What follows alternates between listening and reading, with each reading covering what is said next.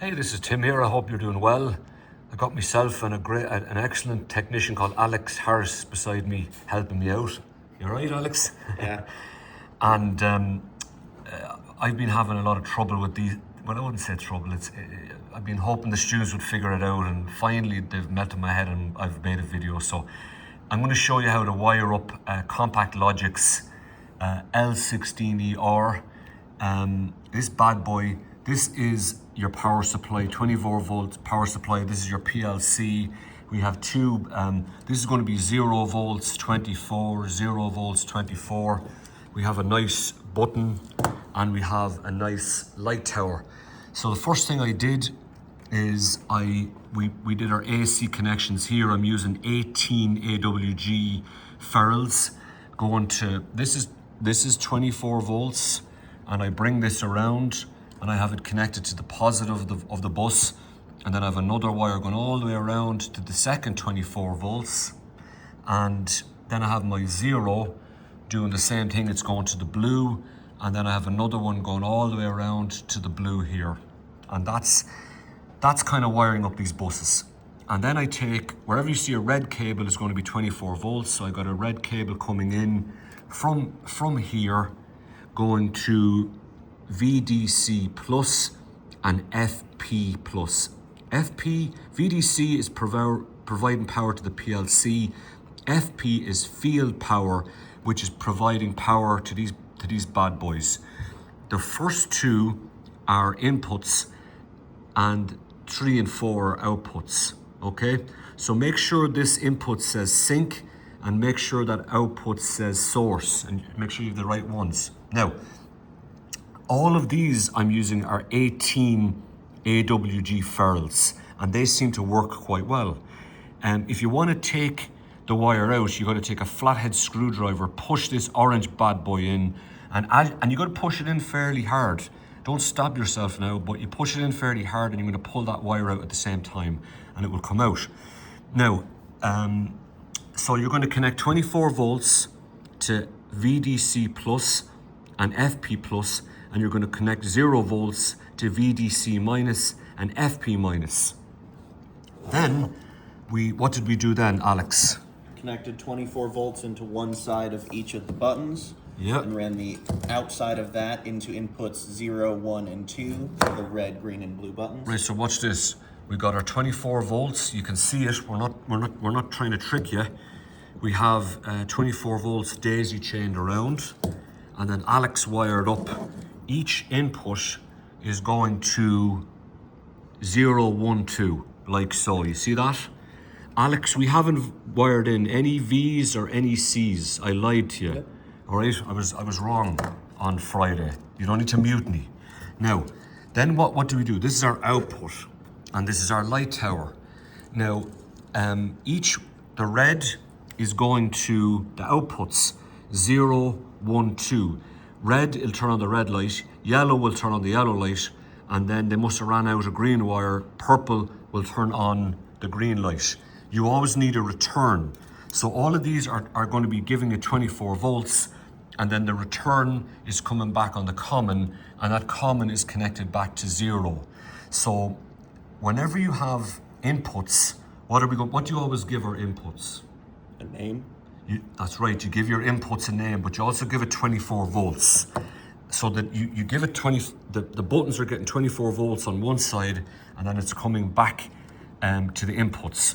The outputs are going to get 24 volts shuttled, I don't know if that the right word is, sourced from the PLC, and then you always have your common coming back, or your 0. There always has to be a path.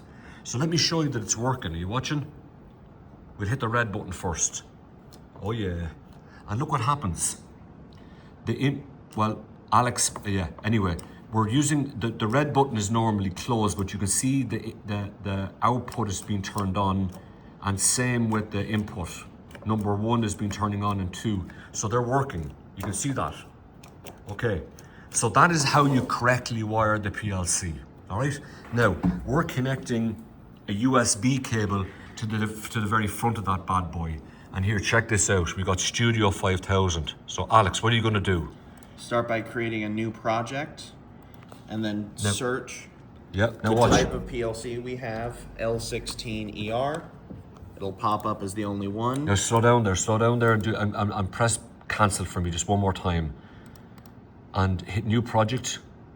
Lovely. L16. It pops up. Yep. Name it. Go on, give something. Something is good, yeah. Now, we don't have any expansion I/O, so put that to 0 modules. Let me see if I can stop this camera from shaking. Lovely.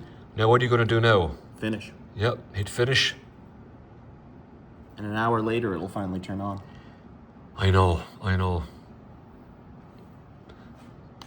Yeah, Studio 5000 is slow. Is it slow where you work? It's better than CCW. Yeah. Yeah, look, I'm getting better at Studio 5000. I'll pause this bad boy. Okay. There she goes. All right, what's next, Alex? First, you can go to your controller tags. And you have the important parts are local 1I and local 1O. Yep. You can drop these down, drop down the data tabs, and you can name your variables as needed. Yep.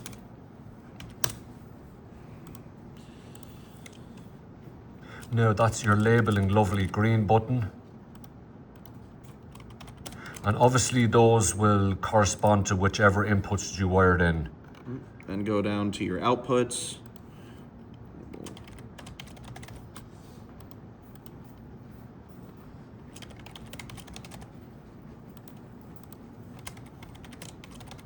Lovely. Then you go to main task, click the drop down for main program. Yep. Click on main routine. Main routine, yep. You start dragging out your XIO XICs.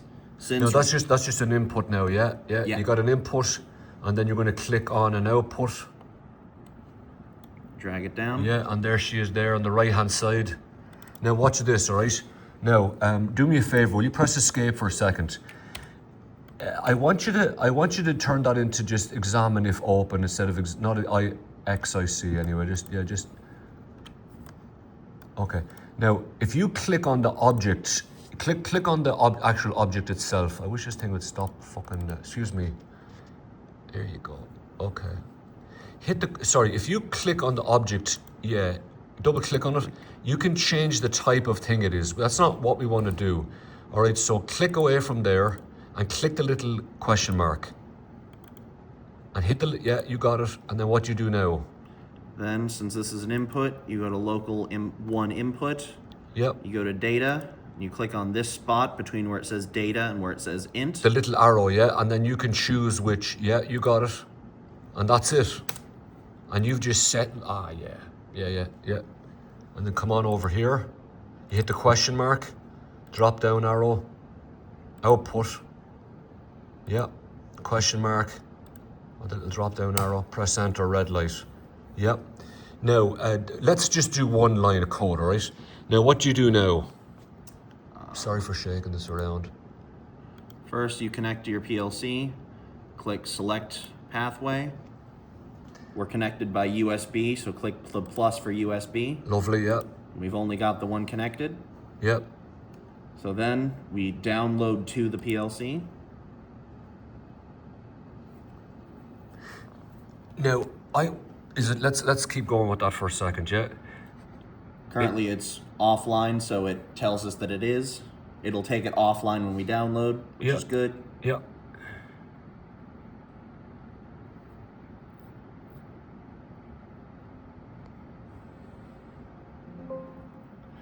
Done downloading. Okay.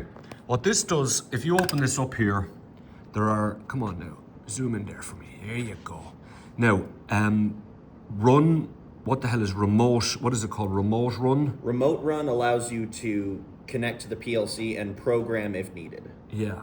Now, I like remote, so when you click on program, that tells the PLC that you're downloading a program and it downloads the program and you're done. Mm-hmm. In order to actually run the program, you got to click this back up to run. I like remote run because you can just continue, you can just, it runs, but it allows you to go in there and download it and compile it and run at the same time. So my advice is just to leave it on remote run. Would you agree with that? Yep. Okay. So click yes. And now, since you're connected, it'll show that the currently energized red button is Yep. on. Yep. And Because the output is on. this is a normally closed switch on the stop. So the logic is kind of inverted. If I press the button, the light goes off. But definitely our inputs and outputs are wired. It's I don't know why we were having so much trouble with it. But there it is. Alex, you the man.